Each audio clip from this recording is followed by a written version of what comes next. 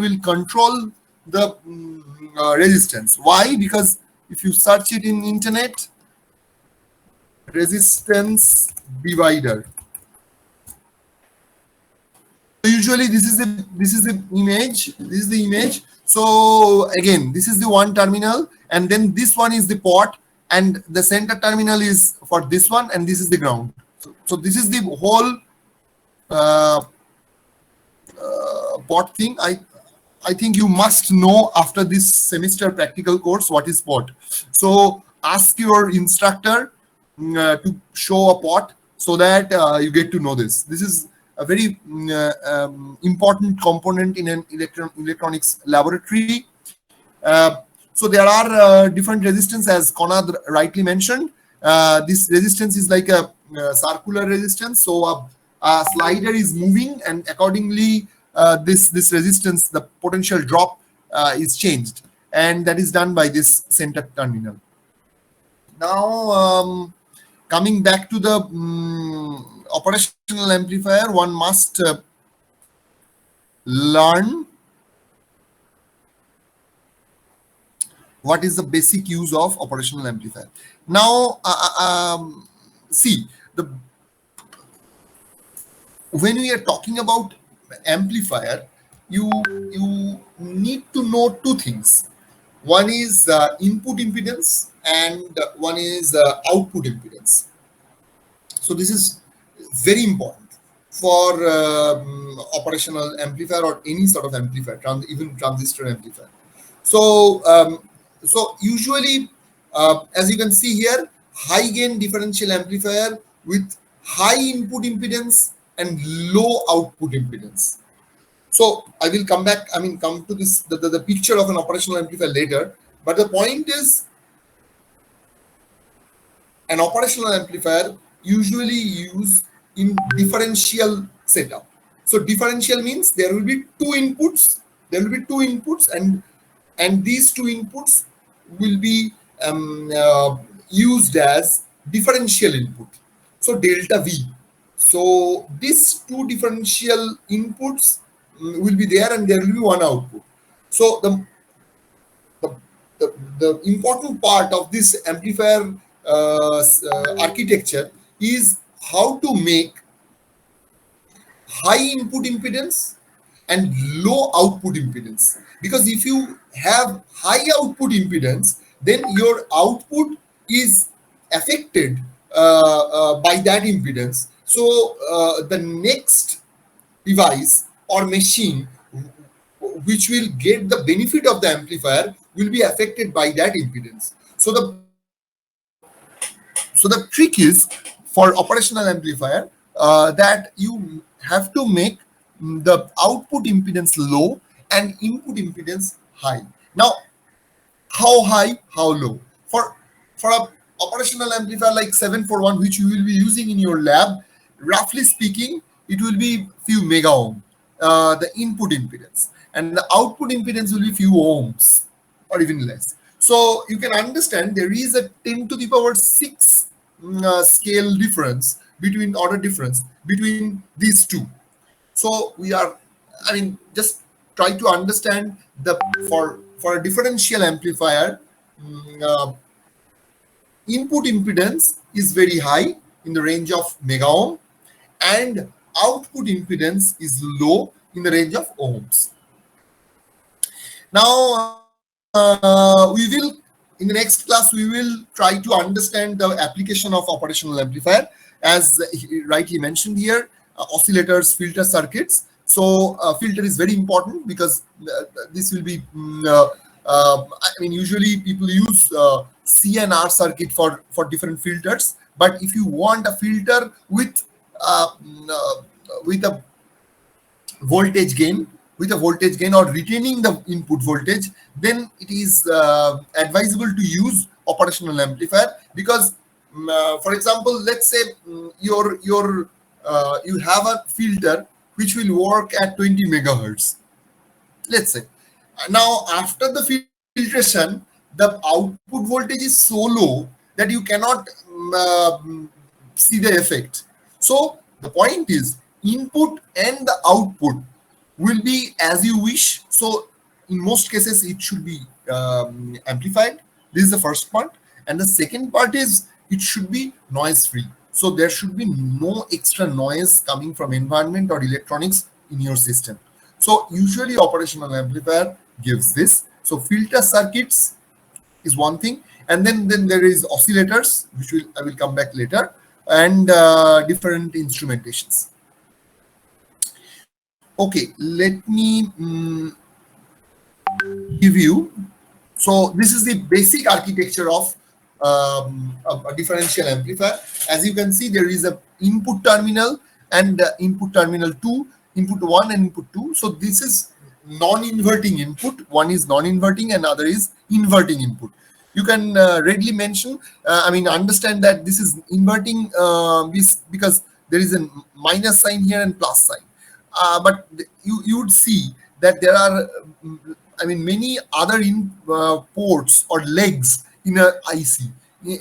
So this we have only shown you 3, 1, 2, and 3. So this is the most important. The other part is a bias. So there will be a bias part, and this is very important, as I was telling you. So the bias part usually, in the notation, usually you put a line here and line here. So this is positive and negative bias. So this is the basic architecture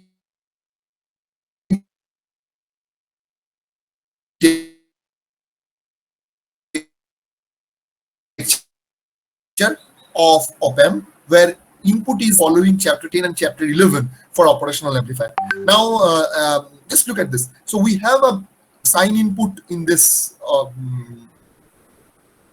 positive terminal of op-amp, and the negative is grounded. So we can see that it is amplified. If you see the amplitude, peak to peak of this inputs.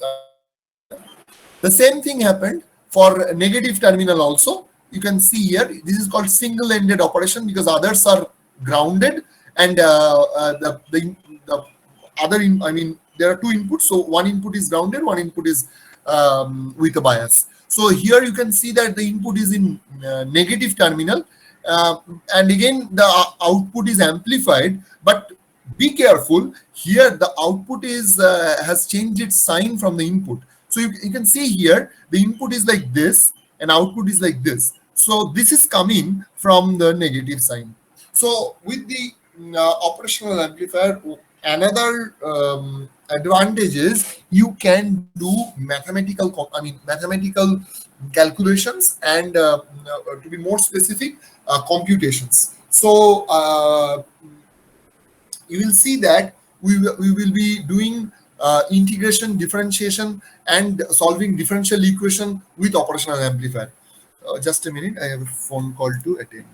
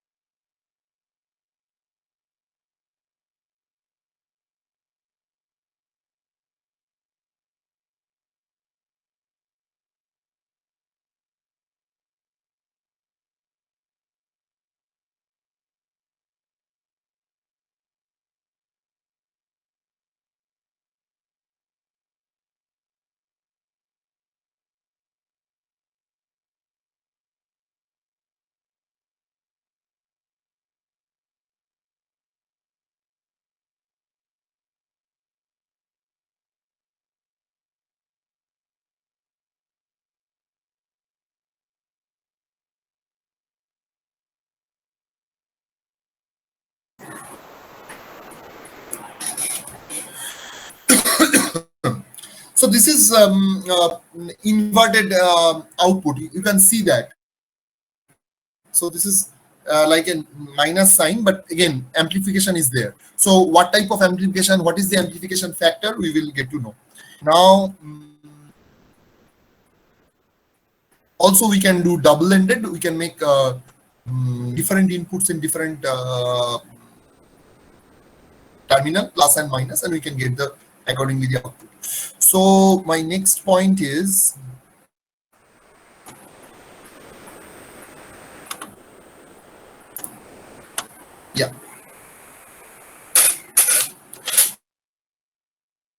So we have inverting input and a non-inverting input, and output is in the in this terminal. Okay, so now let's understand the equivalent circuit of this amplifier. Now, this is a notation. How can you create an equivalent circuit out of it from this notation? Okay, so we do not have any external circuit. Again, sorry.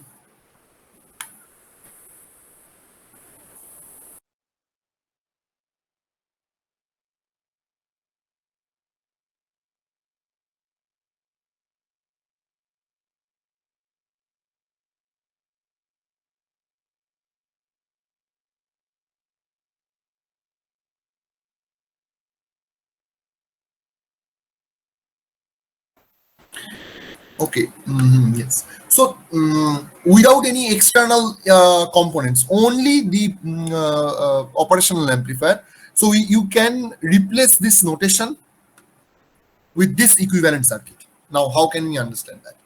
Okay, so this is the differential input. This is inverting and non-inverting.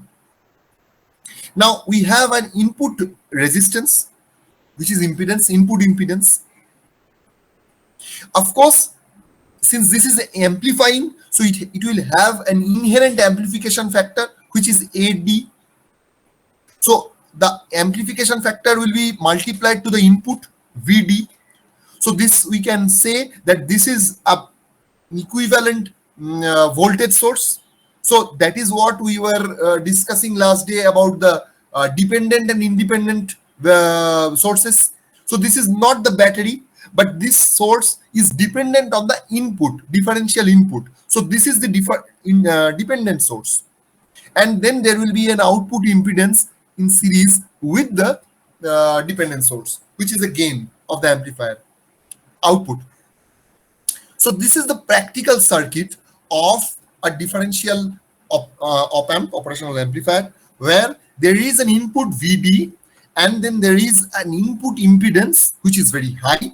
Then there is a differential gain for this amplifier multiplied to this input, which is a dependent source, and then you will have a low output impedance.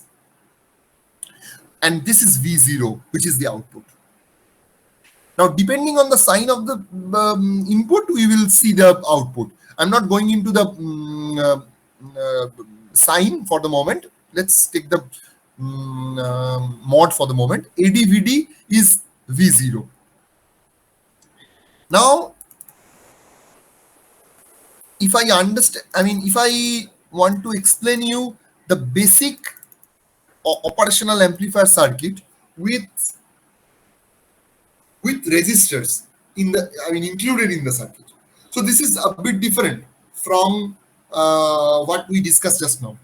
So now you have an input signal V1, which is an external input. Then this is R1, which is input resistance here, not the input resistance, the you can say inverting resistance here, because it is inverting terminal. Then RF. These are all external resistance you are putting on the breadboard with the operational amplifier, and the plus is grounded. So there is a one input V1, R1, RF, V0. So you can already see that output is somehow connected to part of the input in the differential input with RF. Now let's try to understand the input, the differential, this differential amplifier circuit with equivalent one. So what will be the equivalent circuit? Equivalent circuit would be V1 is your input, R1 is your resistance, which you have connected to this operational amplifier, negative terminal. Then from that negative terminal, you connected an RF, which is a feedback resistance, or you can say output resistance. And then the basic architecture of operational amplifier, which we discussed in the last slide. this one. So you see here, here and here, this part is the operational amplifier. This part you are adding. So these are all external. Now let's simplify this circuit for the calculation. How can we simplify this circuit? So please concentrate on this one and this one. Okay, so we have V1 as input, R1 connected to negative terminal R1. Then there is a differential input from negative and positive, which is Vi. Then RF, which is coming here. Then there is a inherent gain of the amplifier, operational amplifier, which is AVVI, which is output, V0. So this is the basic electronic circuit of operational amplifier with external resistance and the input bias voltage together. Now let's calculate for this circuit what will be the gain.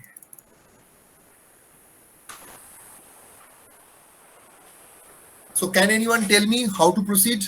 There are two sources, VI and there is a dependent source AVVI. How should I do it? Let me see.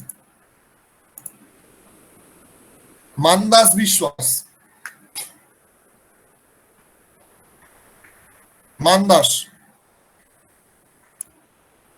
Can you hear me?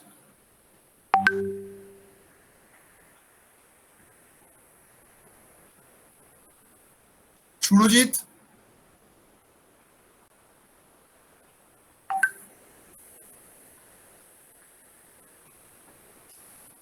Yes, sir. Surojit, did you understand the question? How can we calculate this? Look at this. You have already done it. You have already done it in your KVL KCL superposition. Look at this. You need to find VI. Okay. You have two sources. How can you do it? Sir, by superposition means opening By one superposition principle, making one sources open. sources. at a time. Yes, sir. Great. So if I, for example, if I open this one, then the drop would be VI would be RF by R1 plus RF into V1, right? Yes, sir. So this is VI1, and VI2 would be this one, because VI2 it will be open, so it will be R1 by R1 plus RF into minus AVVI. Okay. So if I add it, I would get the VI, which is R1 by RF by R1 plus RF into VI, and the contribution from minus AVVI. Now, if you add everything together, you would say that VI is something like RF by RF plus 1 plus AV into R1 into V1. So please understand this part. VI is expressed as a function of V1 with a prefactor like this. Now look at this prefactor. RF is, let's say, kilo ohm. R1 is in kilo ohm. But AV, which is a voltage gain, is in thousands, 10,000, let's say. So there is no point I should use this RF, and there is no point I should use R1. So I can simplify this number as VI is equal to RF by AV R1 into V1. Everybody gets it? Because inherent gain of an operational amplifier is very high. So if it is very high, then looking at the denominator, there is no point that we can keep the RF part. So RF is not important, and 1 we can 1 plus AV we can write it AV. So VI is RF by AV R1 into V1. Now think about it. We need to understand V0 by V1, because that's the gain of your circuit. This is the gain of your circuit. V0, sorry. V0 by V1. This is the input, this is the input, and this is the output. This is the input, this is the output. So the amplification factor is V0 by V1. You have to calculate V0 by V1. So now if you look at the result, what we have got Vi is equal to Rf by AVR1 into V1. So we just need to make some tricks. So V0 by Vi, what will be V0 by Vi? V0 is minus AVVi into Vi.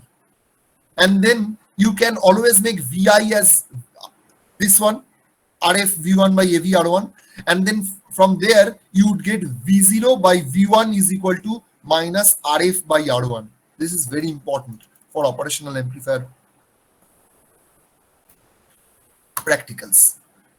So now the gain is V0 by V1, which is the gain, is minus coming from here Rf by R1. So if you can make Rf as 10 kilo ohm or R1 as 1 kilo ohm, then you would see the gain as 10. So if you are applying 0.5 volt here, you would get 5 volt. That's the point. So here, if you are applying 0.5 peak to peak sine input, R1 is 1 kilo ohm, Rf is 10 kilo ohm, you'd see that in your oscilloscope, the input is 5 volt peak to peak.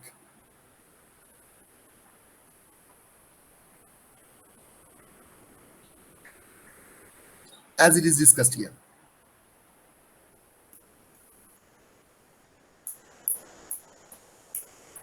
Now, another very important concept of operational amplifier is a virtual ground. Now, what is actually virtual ground?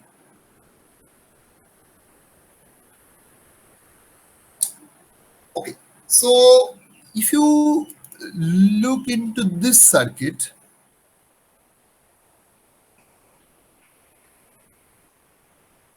sorry.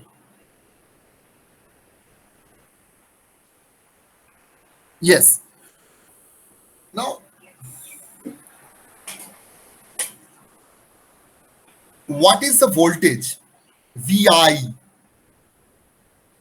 here?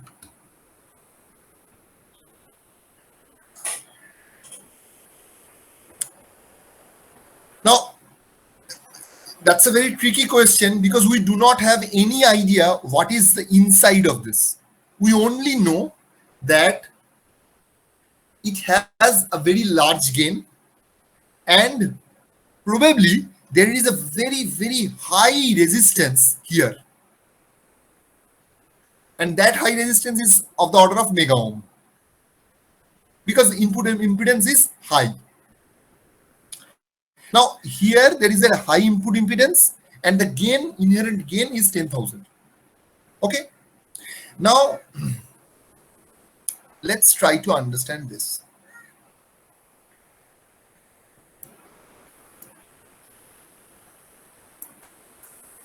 So, if I get the output voltage as minus 10 volt, let's say, as I was discussing, we can have, if it is 0.5 volt, 1 kilo ohm, 10 kilo ohm, and output is 5 volt peak to peak.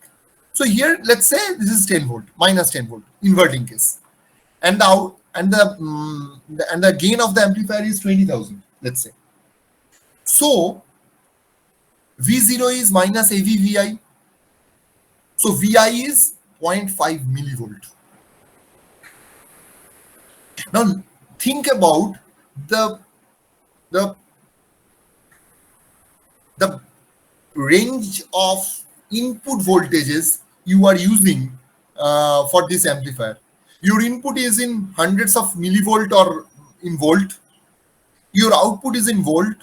The only millivolt thing is Vi, which is 0.5 millivolt, which is the voltage difference between plus and minus. So this is the smallest of the three: input, output, and this one. So Vi is the smallest. Now think about it. There is no, I mean, ideally no voltage across plus and minus. And if there is no voltage, then there will be short, usual short. But we are not considering that can be short because there is a high resistance in place. So there cannot be short. So it's a virtual ground. So it is not an actual short circuit, but there is a zero differential voltage across minus and plus. And this is very important because this will simplify your calculation for this amplifier. So we are considering that there is a zero voltage here. So zero voltage means if it is ground, then it is also ground. Now think about it. If it is ground, then it will be short. In principle, it will be short, but it is not short because there is a high resistance involved here. So this is a virtual ground. And now what this virtual ground does for you in this circuit, this will make your circuit very easy to calculate because it's a voltage divider circuit then. Why? Because this is ground. If this is ground, then this is ground. Then you know you have a circuit where there is an input R1, in between there is a ground, and then RF, and you have to calculate V0. That's very easy. You forget about the operational amplifier. And that is what this circuit does. How can you calculate this circuit? So I is V1 by R1. V1 by R1. R1 is the resistance which is included, connected to the V1 input. So V1 by R1, which will flow through the RF because there is a high input impedance. So there cannot be any branching of current. So I is V1 by R1, which will be minus V0 by RF because there is a negative sign. So V0 by V1 is minus RF by R1. So that's the input. So how to visualize this? So Vi is the input, Ri is the R1 is the input resistor, and RF is the feedback resistor. So current will pass through R1 and RF. There will be no branching through the amplifier from plus and minus. So there will be no current, no voltage. Since there is no current and no voltage, we cannot say whether it is a short or open. We will say this is a virtual ground. Whatever you have in plus, it will be reflected in minus. And that's the trick to solve these problems. Whatever you have in plus, it will be reflected in minus terminal. So if I have a voltage source in this terminal,